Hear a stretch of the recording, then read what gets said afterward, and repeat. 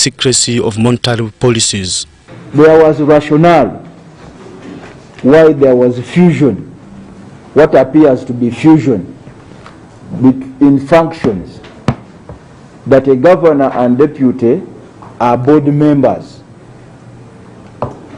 of the board of directors of Bank of Uganda. There was a reason and there was a justification. I don't think it is something that was created out of the blue. And you did allude to the sensitivity. What I want to understand from you is whether in your research you tried to understand why initially that fusion was there. The lawmaker also proposed in his bill for the deputy governor to have a term limit of 10 years, while for the governor is unspecified. A proposal committee members are carefully treating with suspicion and have subjected the clause to a watertight scrutiny. If you could help the members who will eventually write a report supporting this bill or not, why the deputy governor is having a term limit? I think, Honourable Chair, it will be up to the House and the members to decide. That's my proposal. Wanted the governor. Yes. However, Mawanda's hope of amending the bill on Bank of Uganda can remain alive if he convinces the committee beyond reasonable doubt on grey areas in his proposed amendment, and as well as allow the committee to further polish and fix the concerns therein. Philip Aguta, UBC News in Kampala. Still in Parliament, the debate on the Constitutional Amendment Bill of 2019 continues for the third day of debate. The State Minister for Lands, Honorable Persis Namuganza of Bukono County, as well, has supported the extension of the term of MPs and other civil servants from 5 to 7 years. Namuganza added that most of the MPs really want the extension, but that they fear to say it because of the population. She was debating at the floor of Parliament on the proposed amendment bill of 2019. However, the first Deputy Prime Minister, General Moses Ali, in his opinion, disagreed with the thirds of the August House on the issue of scrapping off the army from representation in Parliament. The bill awaits third reading and voting, as Gwitabinji Gloria reports. And you see, it will go through. So, yes, 7 years, for me, I support.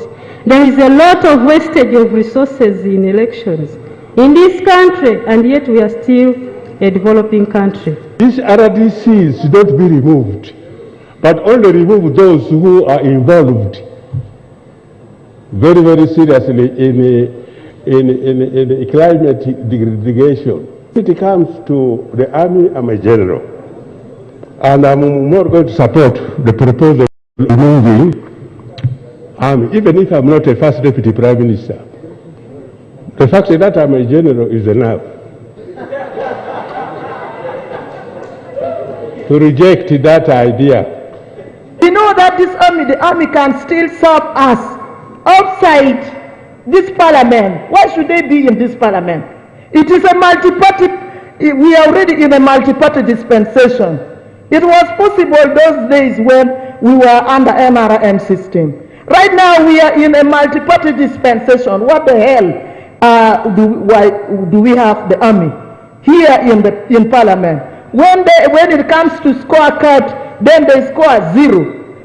Why should we have them here? I think the best thing to do is to have army representation out of this parliament. If an army officer or an army person wants to join parliament, resign. If you are a teacher, you have to resign. I think we should not reinstate the term limits. And if at all it has to be done, it should apply to all elective offices and not only to an office, Right Honorable Speaker. A good idea. The Constitution sure did. Let the people of Uganda elect their leaders every 5 years. That's enough restriction. I thank you, Madam Speaker. Most of them don't even study after their parents die, and their money is lying there. So do we really need you here? We don't at all. Actually, I was waiting, Madam Speaker, to talk about this because it hurts me.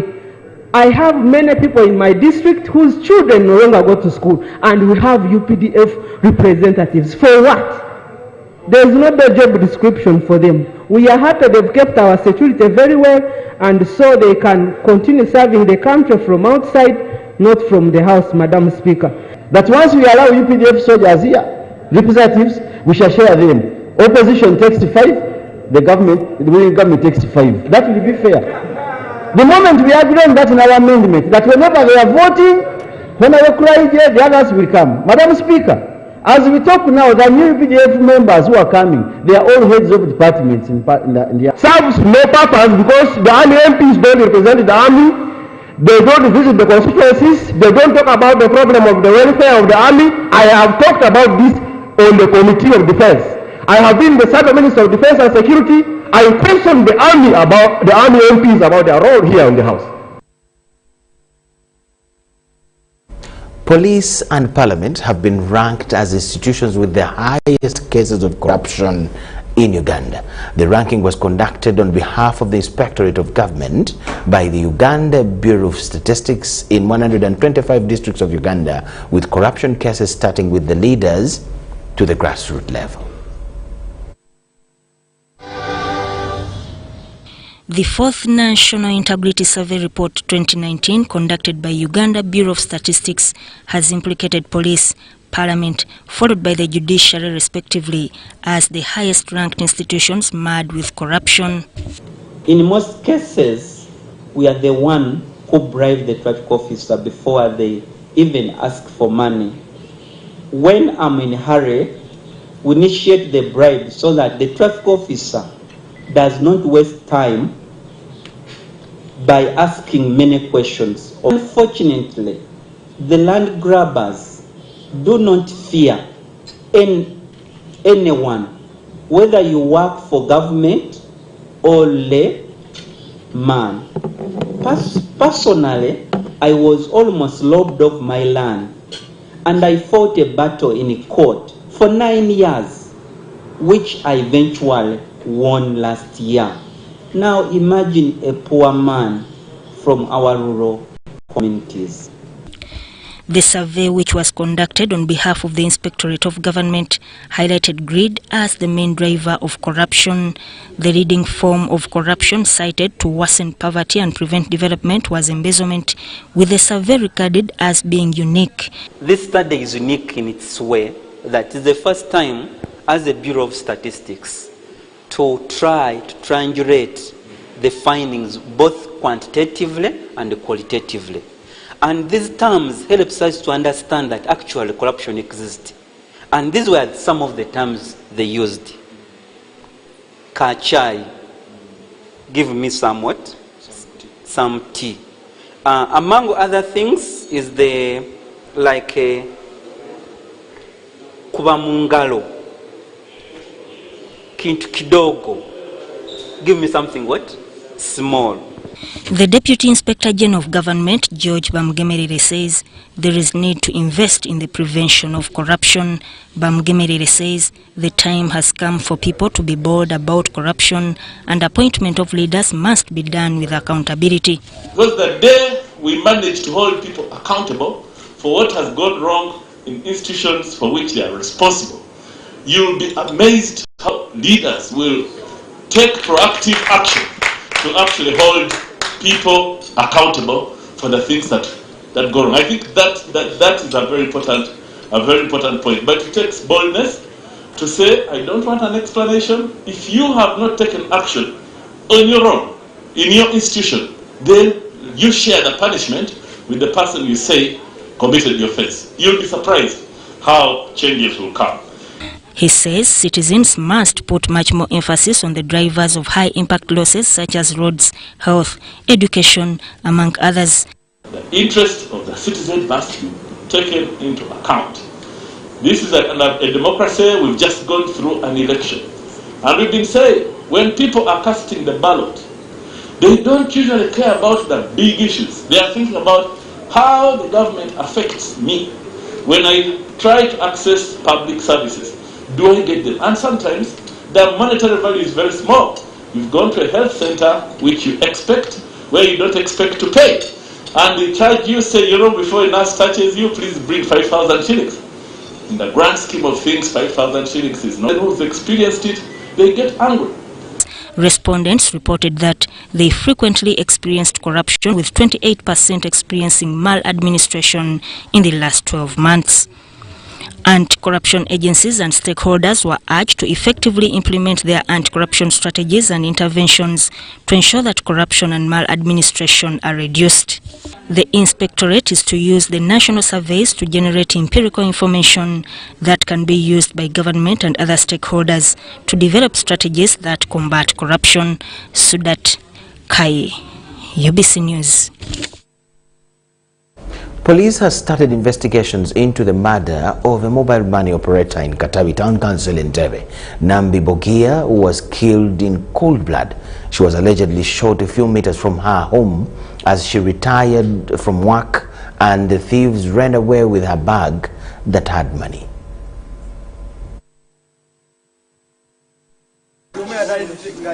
Victim was identified as one Nambi Bogia, who was allegedly carrying some money, and we got to know that she is a mobile money operator, and was gunned down. At the scene, we were able to pick 3 cartridges, and they have been taken for analysis to ascertain the exact gun that was used in this kind of robbery. So far, we are treating it as aggravated robbery and murder, but we have not yet ascertained how much money was taken from her.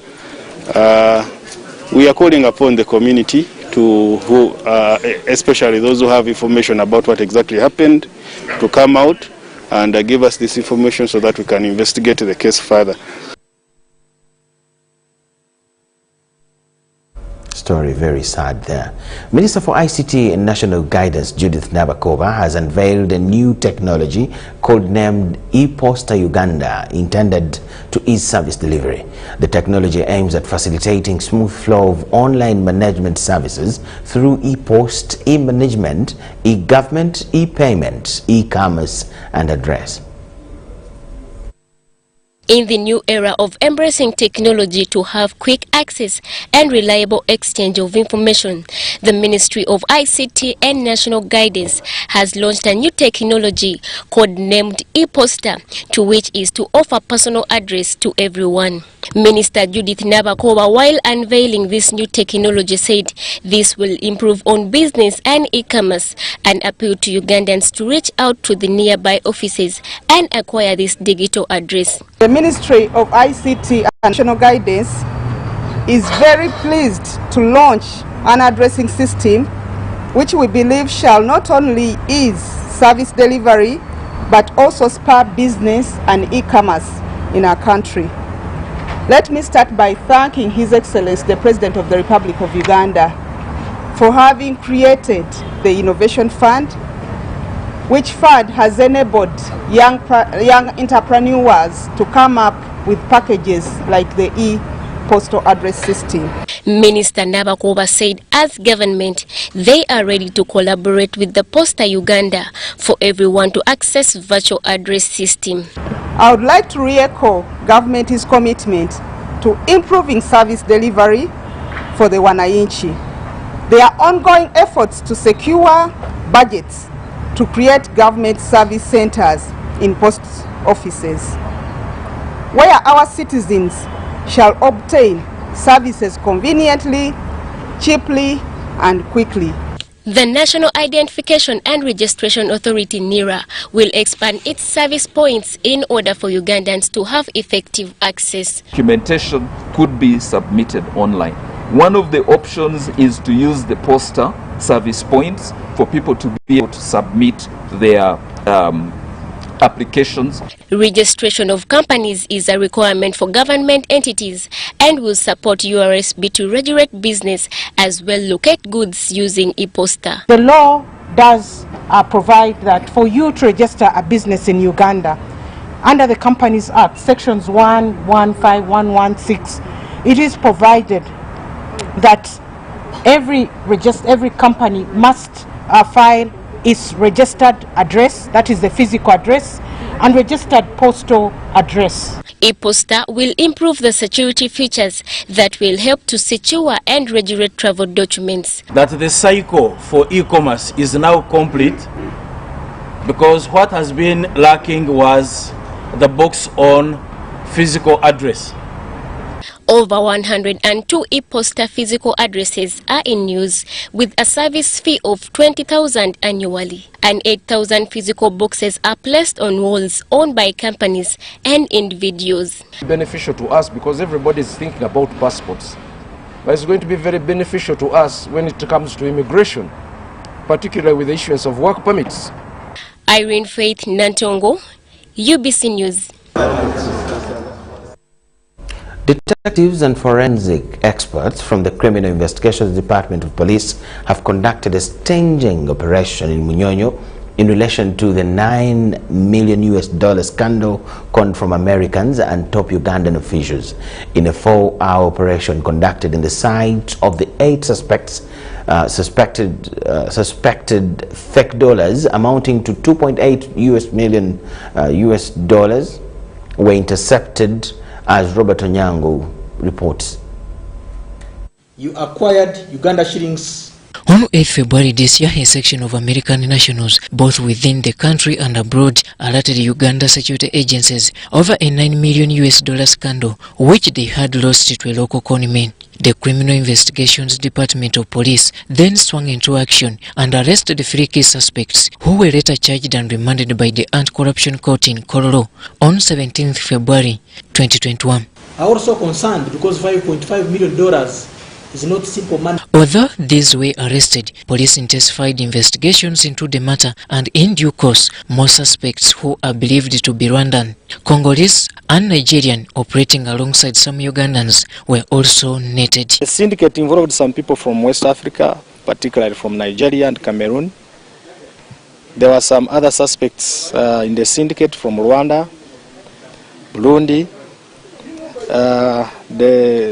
and Congo. Of course, Uganda also.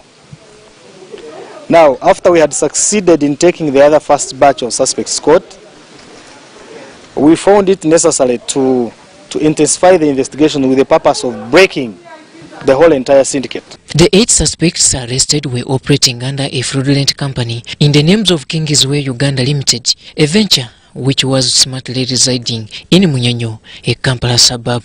Through intelligence, we were able to identify that there is a group of people that operate in Munyonyo that were part of the other initial case. So yesterday we came here and we apprehended 8 people. The 8 people whom we apprehended operating in this house are operating under a company called Kingsway Uganda Limited. This Kingsway Uganda Limited was so relevant in the other previous case because their account held in one of the banks received part of the conned money, $3.5 million. The 2 days operation and raid led to the interception of different exhibits. When we arrested them, of course, we did a lot of search. And during the course of search, of course, our ultimate intention was to discover any material evidence, any material that is of evidential value, but connected to the crime which we were investigating before. And indeed, we were able to notice that there were a lot of documentation, a lot of pieces that we think will be of evidential value. But by and large, we also noticed that these people were in possession of too many notes of suspected USA dollars that are counterfeit. You know, inevitably, we also had to swing in because we have very many allegations and crimes reported at CID headquarters, at various police stations, indicating that people have been conned using these fake dollars. To the surprise of the detectives, some of the international suspects arrested had no working permits in Uganda and others were holding refugee certificates. Of the 5 Congolese, 4 of them are refugees. These are people who were accepted by UNHCR plus the Ugandan Refugee Eligibility Committee to be settled here on assumption that they ran away from the problems. So if you run away from a problem and you come here in Uganda to be a problem to Ugandans, really it's a challenge to us. We are going to challenge the office of the Prime Minister to also review their process of admission of some refugees, because it doesn't make any sense for somebody to come and would going to be a refugee when in the actual sense is a criminal. With others still at large, the suspects are now subjected to charges ranging from money laundering, counterfeit, obtaining money by false pretense, among others. Robert Onyango, UBC News, Munyonyo, Kampala.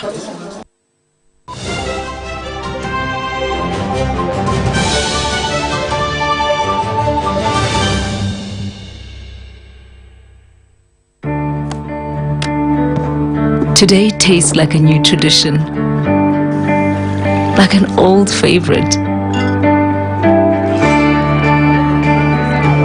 Tastes like all hands on deck and all eyes on the prize. Today tastes like a piece of the action, and it never tasted this good.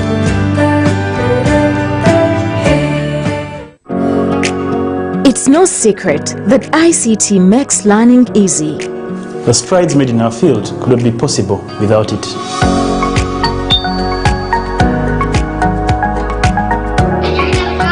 And now we can watch our favorite show. My radio is my best friend. UCC provides an enabling regulatory environment and policy guidance for healthy competition. We also facilitate ease of doing business in the communications sector through licensing, standardization, spectrum management, tariff regulation, rural communication development, and consumer empowerment. An informed consumer is an empowered consumer.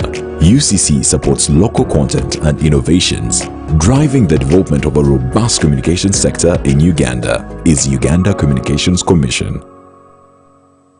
Stay connected to the largest 4G network in Uganda, anytime, anywhere, using the Airtel 4G Pocket MiFi, available at only 123,000 Uganda shillings. This comes with 15 GB free, valid for a month. You can connect up to 10 users at a go and still enjoy a shared yet unmatched internet experience. Dial *175*9# to activate free 15 GB. Visit the nearest Airtel shop to get one today. Airtel, the smartphone network. Airtel is regulated by the Uganda Communications Commission.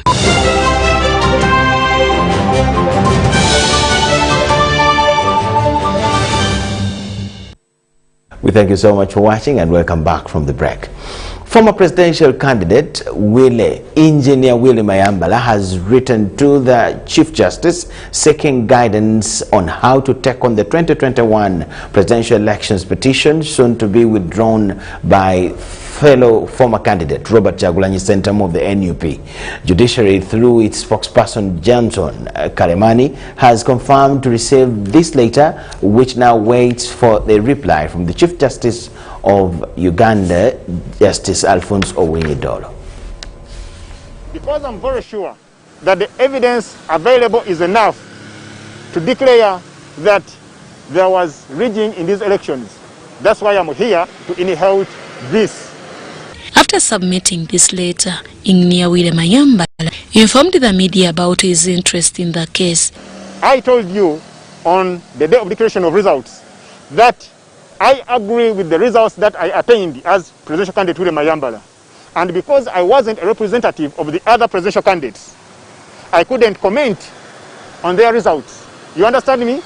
That doesn't mean that I declare that I consent to whatever has come out of these elections. No.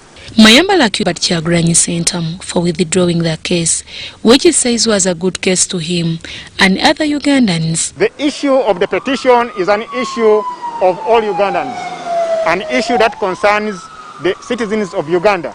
And being that I was one of the contestants, Kyagulanyi's withdrawal is betrayal. Supreme Court Registrar Harriet Sally Lukwago confirmed receipt of Mayambala's letter, which will soon come to the attention of the Chief Justice. So under the Presidential Election Act, Section 61, subsection 2, it says that on the hearing of the application for withdrawal, any candidate who might have been a petitioner in respect of the election to which the petition refers may apply to the court to be substituted as a petitioner for the petitioner who desires to withdraw. Judiciary spokesperson Jamson Kalimani also confirmed receipt of Mayambala's letter. But as we speak now, we cannot say he has applied to take over, but he has only written a letter which is seeking guidance. If Mayambala is allowed to take on Robert Kyagulanyi Ssentamu's case, it will be a precedent in Uganda's court of law for an individual to take over another entity's case. However, court may not necessarily amend the rules governing the proceedings. When someone takes over the petition, he takes the petition at a stage where it is. If the petition goes on up to the end, and there are issues to do with costs, then the person who has taken over will be the one to meet those costs. I'm not a judge and I'm not a lawyer. The law has its way of taking its course. If the law provides that I bring in new evidence, I'll bring in new evidence. If it provides that I'll use the old evidence that Kyagulanyi had presented earlier on, I'll use that. Wameli Anthony, one of Robert Kyagulanyi Ssentamu's lawyers, says they're okay with Mayambala's move. Legally, it's allowed under the Presidential Elections Act and under the Presidential Election Petitions Regulations. It's allowed. He can, as long as the gazette has been put up, he can apply, and during the hearing of the withdrawal proceedings. Basing his view on Mayambala's letter, however, Wameli advised on what should have been done by Mayambala before coming to court for guidance. Ekyo kibuuzo kyalibadde kinyuma nnyo nga kiwandiikiddwa rather munnamateeka, nga ebbaluwa ewandiikiddwa eri munnamateeka n'akuwa amagezi. Oba oli awo n'eri ssaabawolereza wa gavumenti wadde nga ayinza obutagwa mu tuluba ly'abo abantu. Robert Kyagulanyi Ssentamu filed an application indicating willingness to withdraw the 2021 presidential elections petition. Wednesday this week, Deborah Namamonde, UBC News. President Engineer Willie Mayambala, as he calls himself, applies to take over the elections petition. We'll keep you updated. The Office of the Prime Minister has today drawn and showcased the journey of Uganda and her achievements towards obtaining 100% of the set target of sustainable development goals by the year 2030. This is to advance integrated implementation of the 2063 agenda, which are mutually reinforcing. Our reporter Shaidat Dasaku has the details.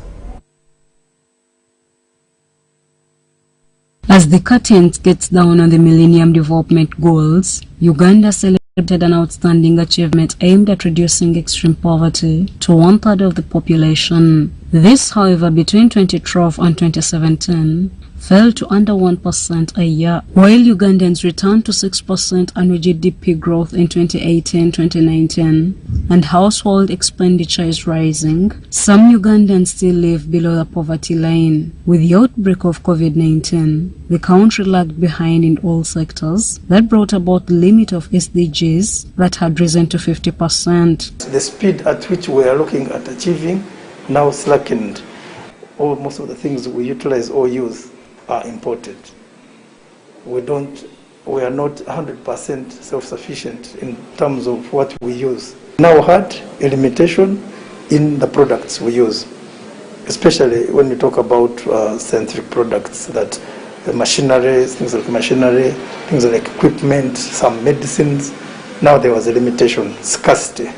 We intended to achieve, because some of these deliverables or contributory actions are achieved at that time. In this, the Commissioner Strategic Coordination and Implementation of PM James Tegeza says they are drafting measures on how to rise again and go past the previous percentage in the shortest time possible in order to achieve that goal by 2030. I want to emphasize the fact that SDGs do not have separate money to implement national aspirations. We are looking at all these frameworks that seek to collect more data in a more organized way, the surveys and so on, and reporting, monitoring and evaluation, and the overall coordination framework. Because what you see as SDG coordination framework It's just a customization of the bigger institutional policy framework for coordination, where all other coordinators in their various mandates align too. Tegeza further reiterates that they still have hopes of having all Ugandans above the poverty line by 2030. And now 90% of the National Development Plan 3. National Development Plan 2, we're at 69%. Through cooperation amongst all the stakeholders and citizens, we have witnessed how we can overcome development challenges if we work together. The side event of the 7th Africa Regional Forum on Sustainable Development Goals was under the theme Strengthening Voluntary National Reviews, Uganda's Leadership Journey in Implementation and Reporting on the Sustainable Development Goals. Shaidat Nasaku, UBC News. Uganda joined the rest of the 9 Nile countries to commemorate the Regional Nile Day. The day is used by member states to reaffirm their commitment to the Nile Corporation while providing an opportunity to celebrate the rich and varied cultures which will coexist within the Nile Basin. Regional Nile Day theme for 2021 event is Rethinking Regional Investments in the Nile Basin.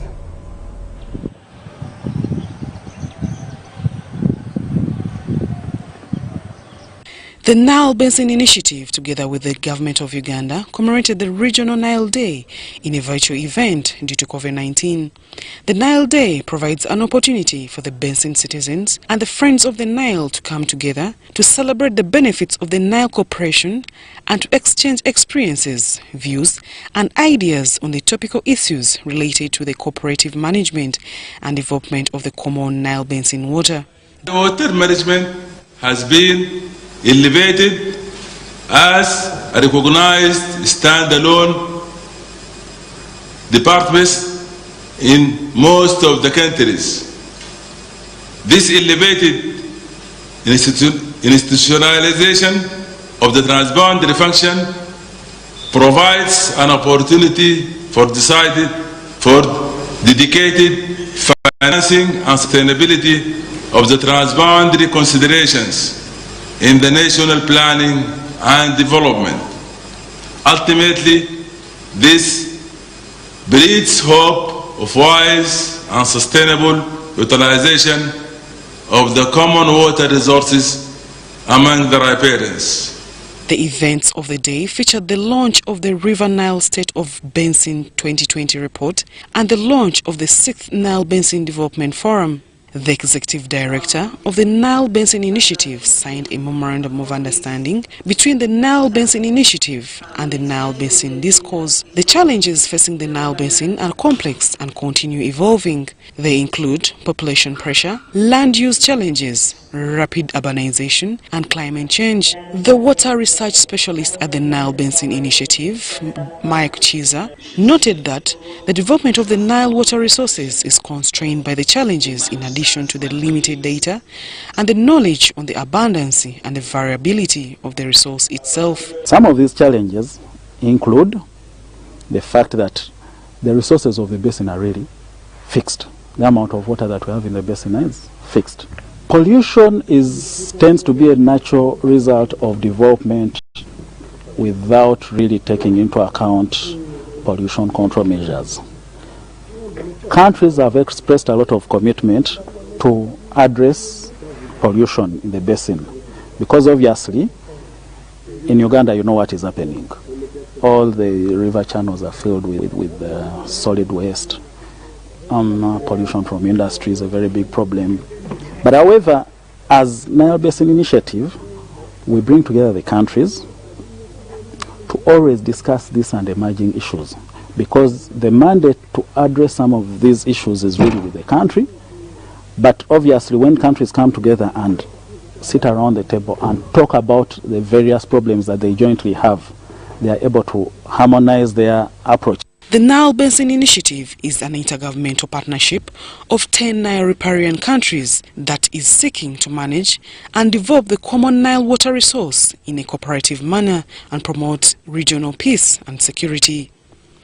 Zahara Abigava, UBC. Government, through the Directorate of Industrial Training in the Ministry of Education and Sports, in partnership with the International Labour Organization, are coming in hand to skill the refugees with sustainable employable skills to improve on their livelihood. The move seeks to address precarious challenges to poverty, lawlessness, discrimination and idleness among dominate groups that are in Uganda recognized as refugees. The International Labour Organization is empowering refugees with vocational skills as a way of addressing redundancy in camps. Over 5,000 refugees and host communities from the 3 districts of Arua, Isinjiro and Madiokolo will benefit from the training of quality soap making in the next 5 years. The Directorate of Industrial Training in the Ministry of Education and Sports will assess and certify the trainees. Stakeholders are meeting in Arua district to develop standards for the occupation of a soap maker. The pilot project is expected to commence in July. The Acting Deputy Director, Directorate of Industrial Training, Dr. Michael Kumu, says refugees need skills for self-sustainability, health and protection. The issue of skilling in refugees is very critical, where you need to skill the refugees for livelihood, and one of the things we do is to support any skilling program which refugees are also included. We have started with soap making because, as you know and you are aware, soap is one of the critical things which is being used now to fight COVID under the standard operating procedures. People are washing their hands using soap. People are using detergents to fight coronavirus. So soap making became so critical among the many occupations, about 15 of them which have been identified. Arua City Mayor Alhaji Afeku Isakato called on local leaders to empower their communities with employable skills for economic growth. It's very important because now we have got the knowledge here.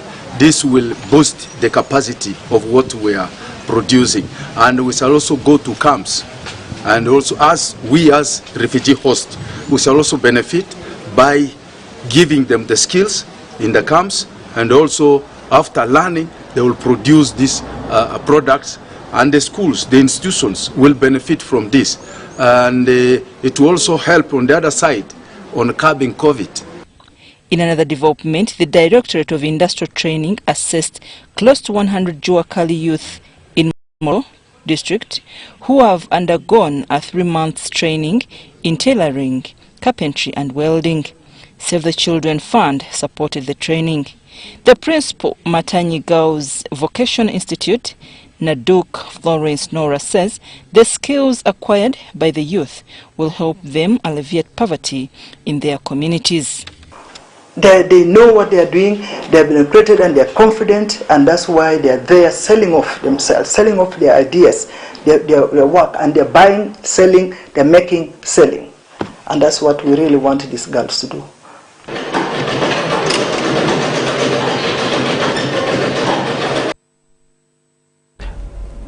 Thank you so much for watching. At this point, we'll take a very short break. On return, we'll have business, international and sports news.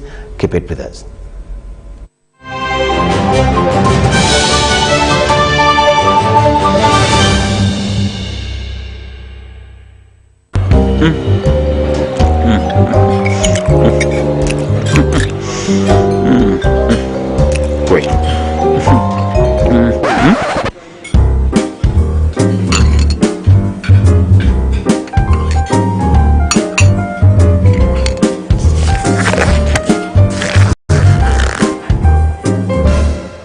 No one should stop you from finishing what's yours. That's why MTN gives you data bundles that don't expire.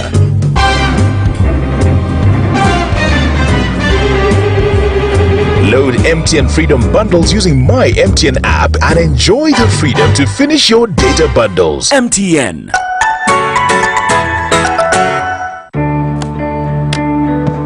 Today tastes like a new tradition, like an old favorite.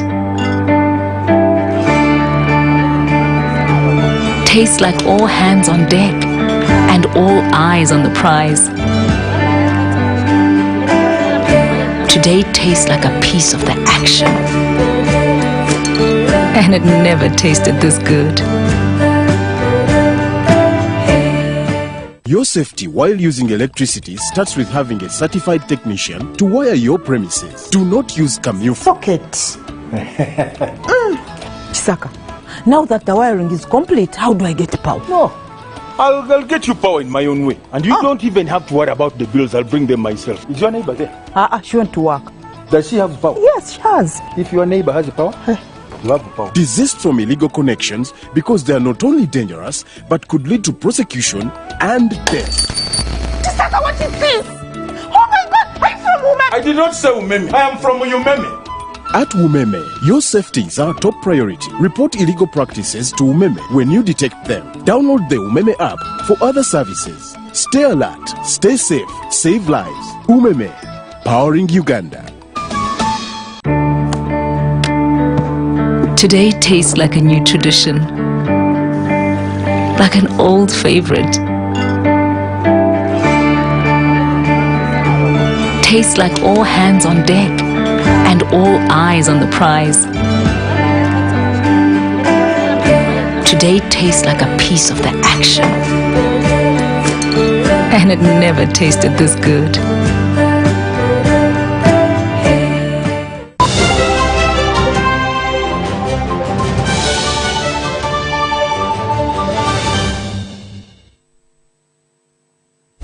Welcome to Business News Tonight.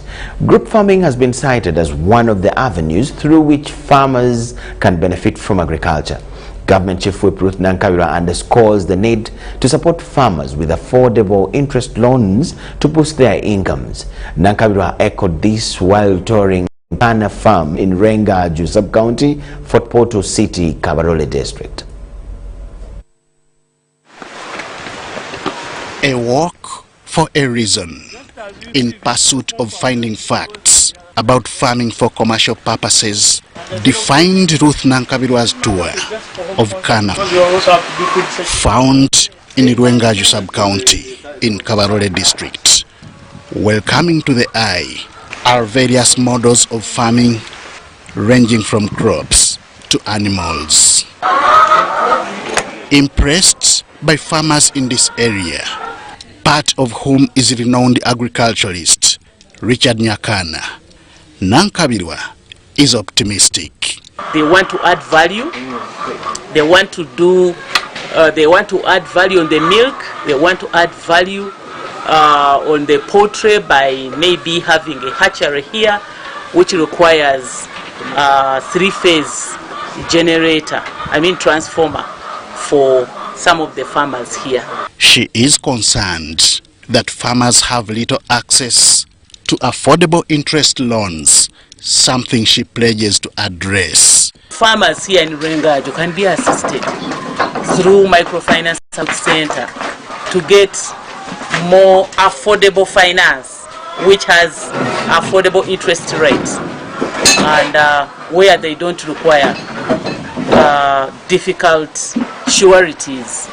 So that's what the farmers need. Accessibility and affordability of finances is very key. Established under 4 pillars, the farms were developed and organized in segments of home improvement, food security, household income, and value addition. But as pillars in Nyezo, they have helped us to evaluate every other time and ensure that people are moving more.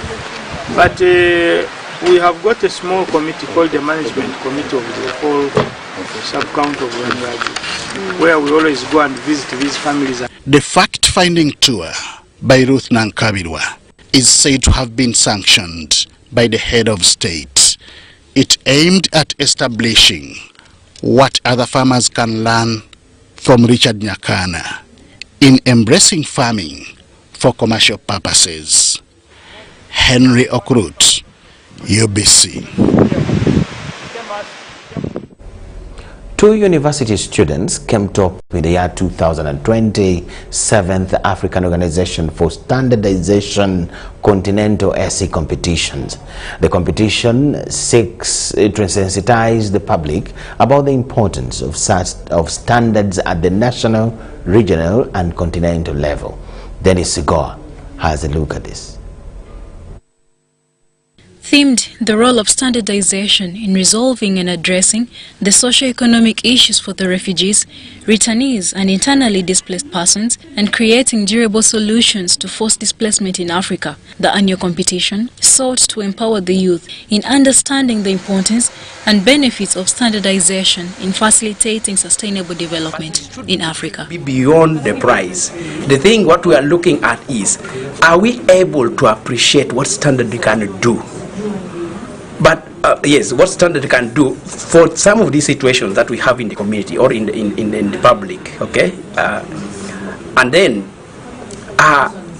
because we are also targeting to get ideas from these young people, okay? The winner and runner-up, who won cash prize $1,000 and $800, emphasized the need for the society to be vigilant and take issues of standards seriously. For those people who are a bit exposed, those ones will mind. They'll actually even hold the person responsible, the person dealing with responsible. But then those who are not exposed won't mind. They'll be like, I mean, I'm even getting this little, so it's just good enough. In the urban areas, yes, people look at the UNBS stamp on products and get to know whether if this is verified or not, or certified. If it's not, usually people don't consume it, because that most likely means this thing has been produced illegally. The winners are first awarded at the national level, where Uganda National Bureau of Standards recognizes the top 5 winners at the national level before forwarding them to the continental level. She is from Makerere University School of Law, and he is from Chambori University School of Management and Entrepreneurship. Charlotte Amuge for UBC News. State Minister for ICT and National Guidance Peter Ogwang has cautioned politicians for antagonizing patriotism activities for cheap popularity. While launching the National Symbols and Values report by Makerere University, Ogwang said that many politicians take patriotism to be partisan, which misleads the public.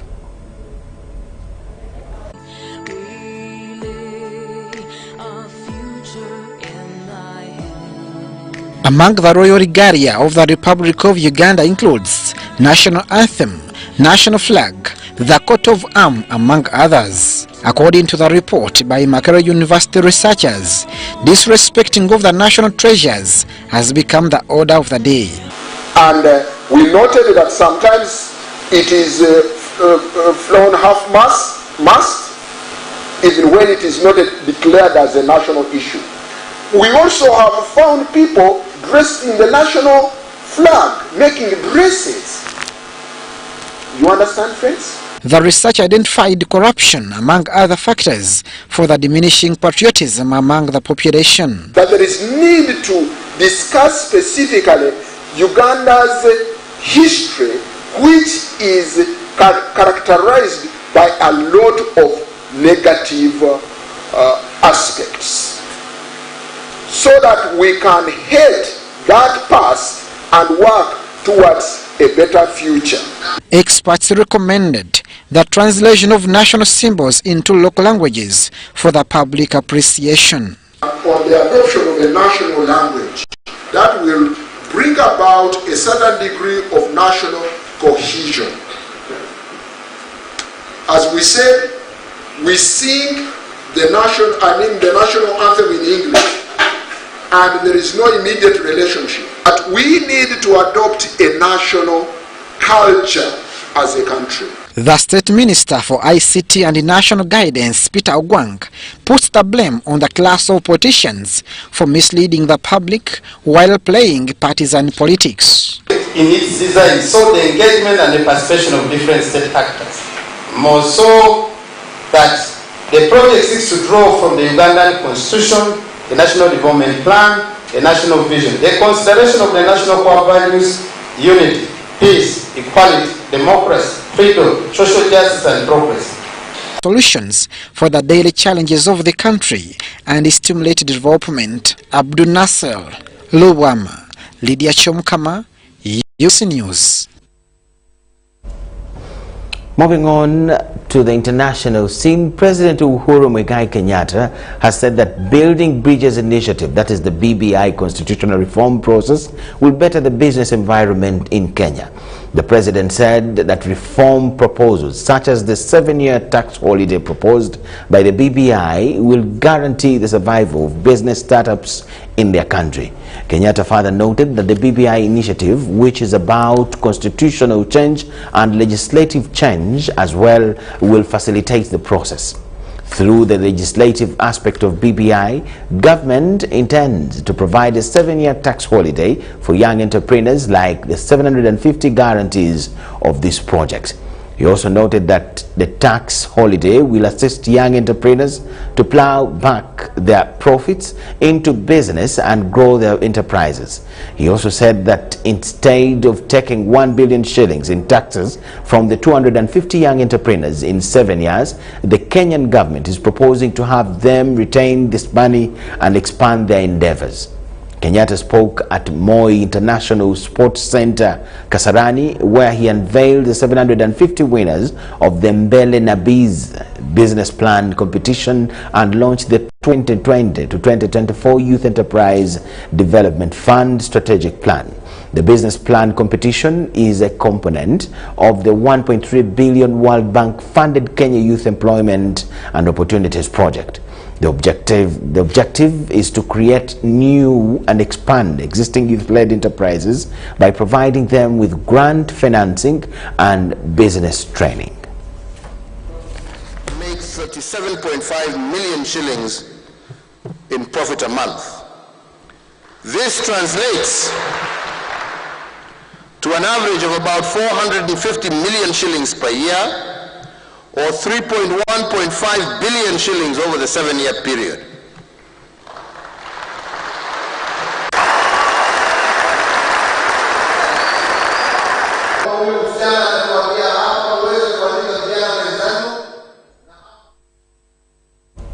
President Kenyatta there addressing the young people that won in that program. Floating solar could be a valuable tool to help African nations expand their power infrastructures sustainably, according to a new study and an energy expert. If panels covered 1% of reservoirs, this alone could double African hydropower capacity and increase electricity generation from dams by 50%. Hydropower dams are the largest renewable energy source in Africa, but climate change is said to be hindering their potential. That's because evaporation is rendering some of the hydropower dams useless, but researchers argue there is a solution. Floating solar panels have been touted as the answer, because it will cut evaporation as well as tap energy from the sun for the grid. According to estimates, covering just 1% of reservoirs with solar panels could double the continent's hydropower capacity. It will also boost electricity generation by 50%. When we focus on the issues that are related to climate change, we'd better, as Africa, invest in renewable energy. Therefore, hydropower is also a renewable energy. Therefore, if we use the floating systems on the dams, yes, we will reduce the evaporation. By harnessing the sun's energy and that of hydropower turbines, millions of more households could be electrified. Across Africa, hydropower accounts for 17% of electrified generation, but that can be boosted with the technology. That in the DRC, there's so much water that if they can invest in that hydropower, they'll be able to support many of the other neighboring countries. South Africa has a number of lakes and dams that are prime locations for floating solar panels. That includes in South Africa's sun-rich Northern Cape. With a 20 to 25% premium over conventional installations, solar floating panels can be quite costly. But the electricity grid infrastructure already in place at hydropower plants bring down the connection costs and make it far more economically viable. There are also job opportunities that can be created through the manufacture of solar PV panels used in the installations. I think that it is good to invest in these 50 new dams that can be used also for this hydropower. And whilst they are coming up with the 50 new dams, I would be very happy to see the PV systems being incorporated in the dams that they are building.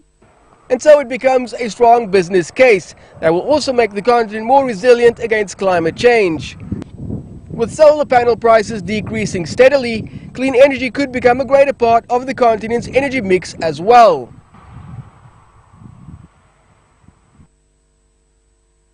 That brings us to the end of this evening's engagement. Thank you so much for watching. That is all Newsroom gathered for you tonight. My name is Michael Jordan Lukomwa with Elizabeth Nakakoni and the whole team. We wish you the best of the night. We'll leave you with Alex Kim Sempa, who has the weather forecast report. Good night.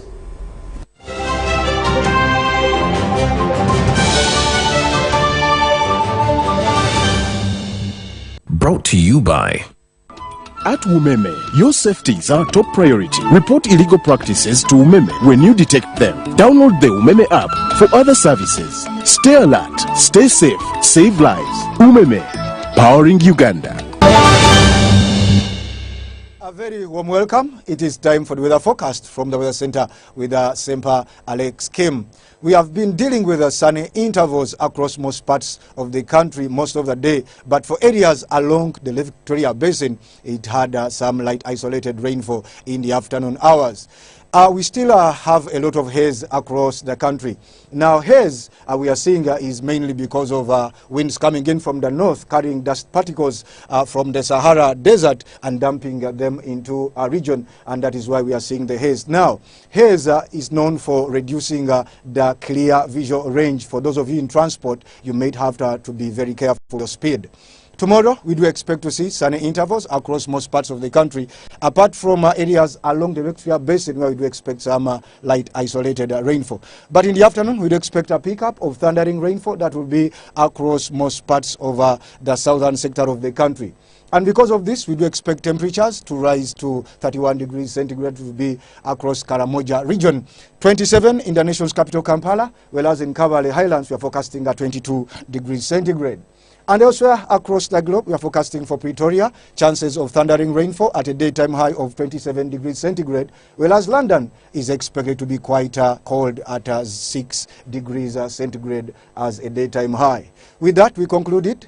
Join us again tomorrow, same time.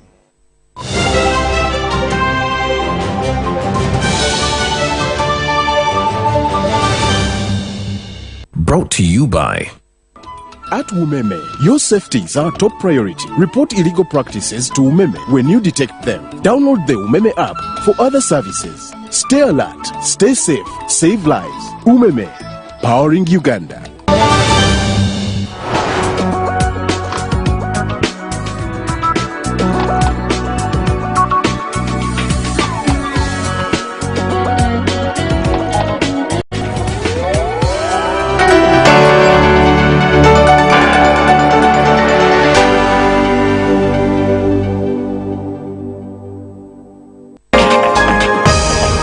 Up next on UBC, brought to you by Keep the lights on. Use Airtel Money to pay for all your Yaka bills conveniently. Open the My Airtel app to buy Yaka units. Airtel Money, simple, secure, borderless.